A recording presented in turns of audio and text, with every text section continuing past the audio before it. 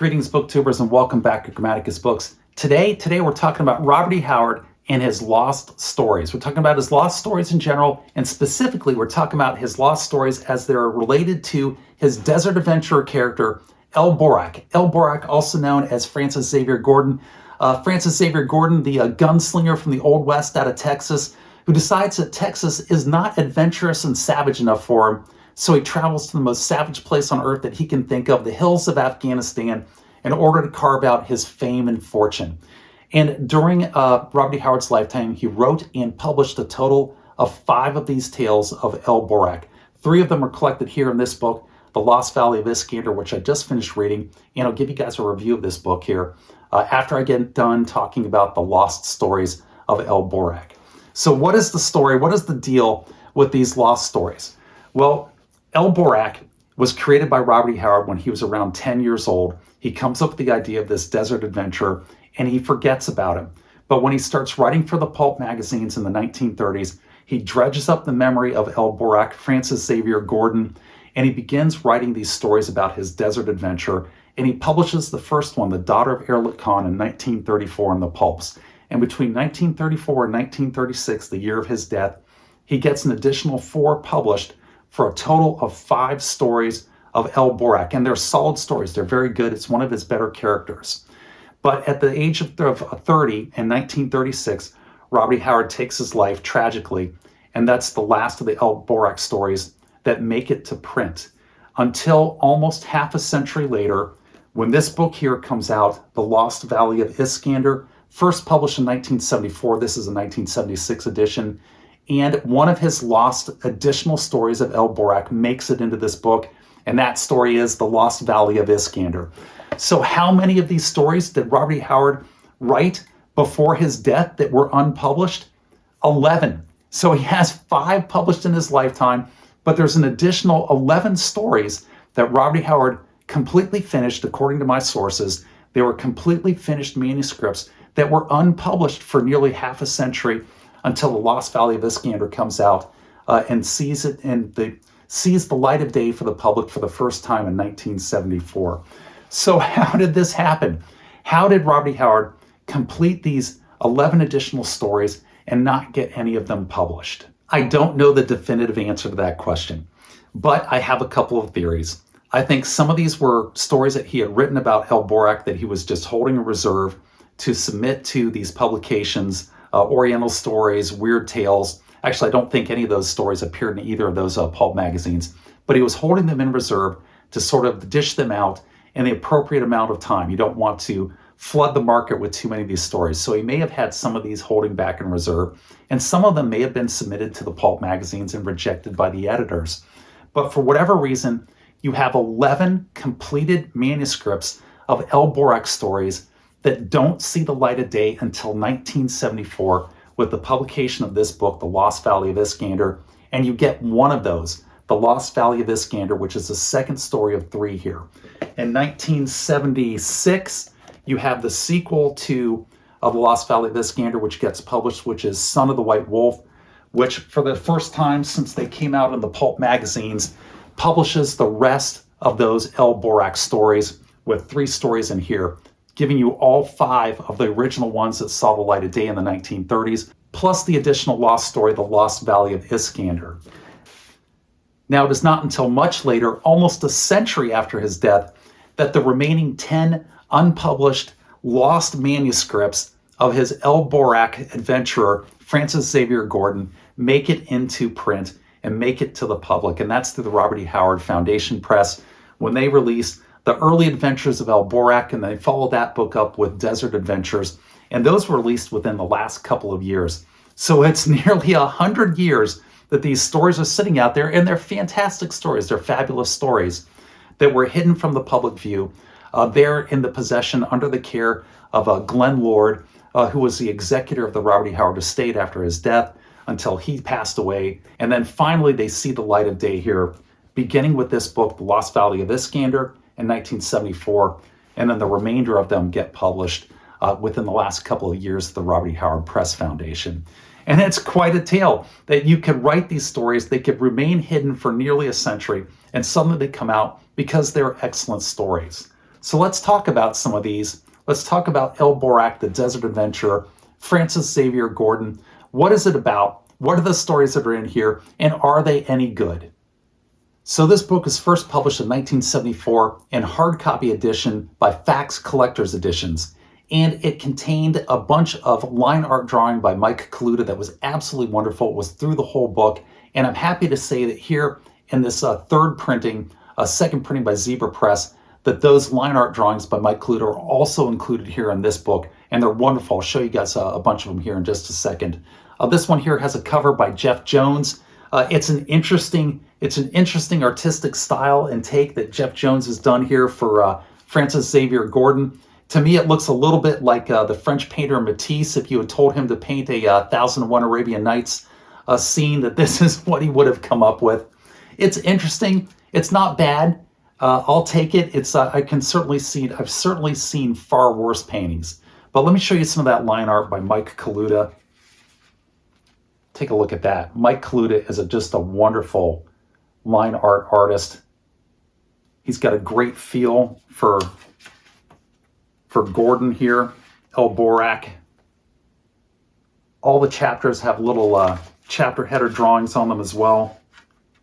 Here's the lost city of Yolgan from the first story, The Daughter of Erlik Khan. Really nice stuff.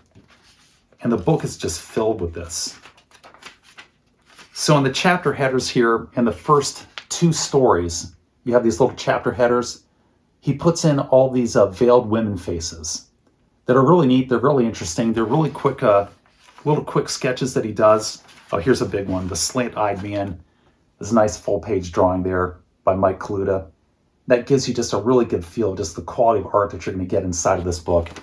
But in the third story, which is Hawks of the Hills, or Hawk of the Hills, all of his chapter headers, instead of having veiled women, have severed heads. So he switches it up. He gets a lot more grim, gets a lot more macabre, and puts a bunch of severed heads. Every single chapter header is a one of severed heads.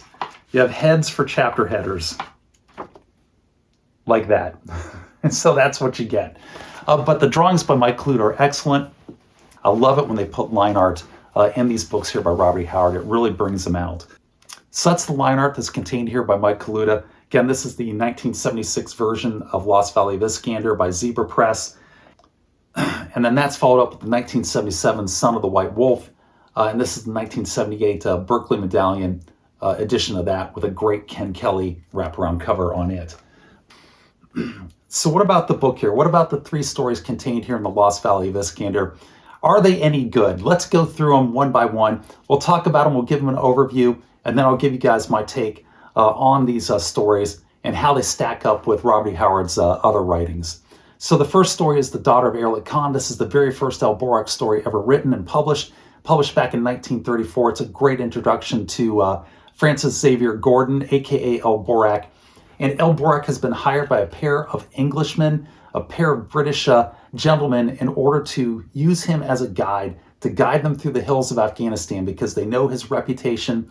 They know his reputation with the Afghan tribesmen, that he can safely negotiate and navigate their way to where they think that they have lost one of their compadres, one of their fellow British explorers has gone missing.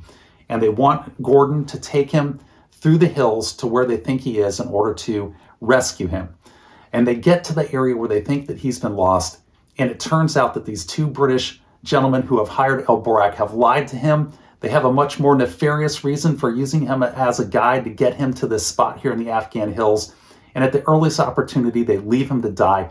They strip him of all of his gear while he's off hunting. They take his horse, they kill his Pashtun helper, and then they head into the hills looking for the forbidden city of Yolgan in order to kidnap the daughter of Erlik Khan, who is a woman, a very young woman, but she's a woman who is worshipped as a near deity by the citizens and denizens of the forbidden city of Yolgan. And for killing his Pashtun helper, El Borak swears vengeance upon them and will hunt them to the ends of the earth in order to exact his vengeance. And also during this story, you learn about the secret of the forbidden city and about the daughter of Erlik Khan. And it's a very good story. It's a solid story to start off the book. The second story is one of the lost stories. It's the first lost story ever published here back in 1974. Again, this is 1976 Zebra Press edition. And that is the Lost Valley of Iskander. And in this story, Gordon is fleeing from Hunyadi. Hunyadi is a Hungarian who, much like Francis Xavier Gordon, has left his native Hungary in order to go to Afghanistan to seek his fame and fortune. He is a deadly adventurer who has carved out a small fiefdom out of the hills of Afghanistan, and he is busy putting together an alliance of Afghan tribes in order to attack and raid into India and disrupt the British Empire. And at this point, Borak has captured one of his messages trying to stir up this border war, and he is fleeing with it and trying to get it back to the British in order to warn them and thwart Hunyadi's plans. And Hunyadi is hot on his trail. Now, I hear you. I hear what you're saying. You can't make it from Afghanistan to India because there's a country in between, Pakistan, that would prevent you from getting there. But back in the 1930s, when Robert E. Howard was writing this, Pakistan didn't exist. Pakistan wouldn't come into existence until 1947, and you could go directly from Afghanistan to Pakistan. So as Hunyadi is pursuing Borak in the hills of Afghanistan, Borak, aka Gordon, stumbles into the Lost Valley of Iskander. And the Lost Valley of Iskander is a settlement, a village that has been settled for thousands of years because it was settled by soldiers of Alexander the Great. Alexander the Great, back in approximately 330 BC, during his conquests, did make it into Afghanistan. And these are soldiers who stayed in Afghanistan and have been living in this ancient Greek village ever since the 330 BCs. And they, of course, become the allies of Gordon and help him fight off Hunyadi and all of his Afghan tribesmen that he has with him in this massive ancient-style battle that then develops there in the hills of Afghanistan. And Gordon, at some point, has to contend with the king of this village of the Lost Valley of Iskander, King Ptolemy. Ptolemy, the name of Alexander's general, who upon Alexander's death took over the satrapy of Egypt. So you do get that little historical tie in there.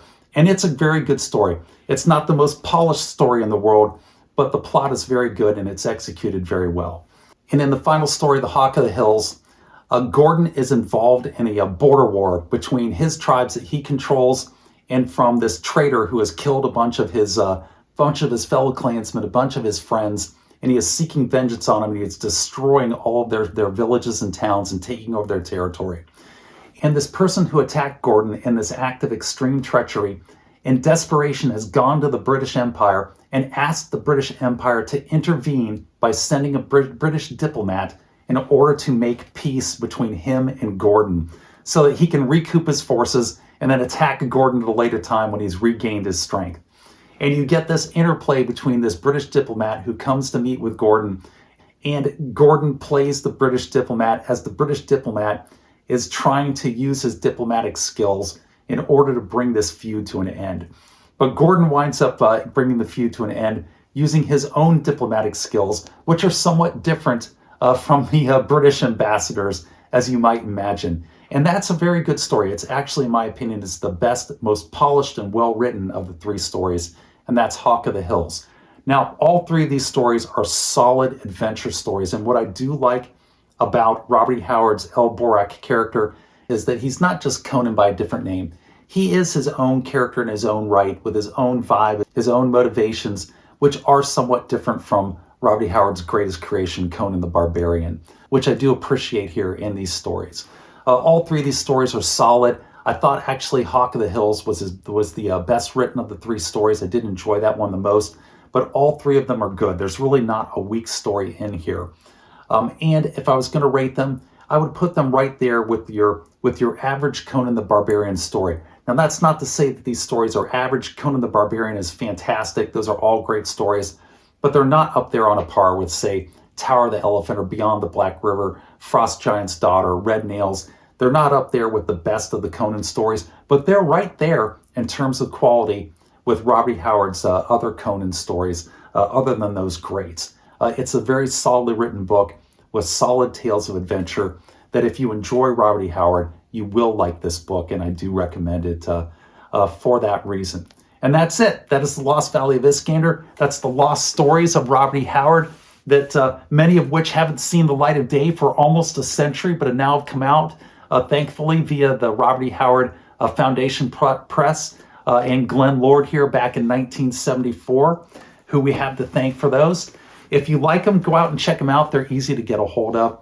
They're not difficult at all, and they shouldn't cost you a whole lot of money either. And with that, I'm going to wrap this one up, and I'm going to say take care, be safe, and I will catch you guys next time.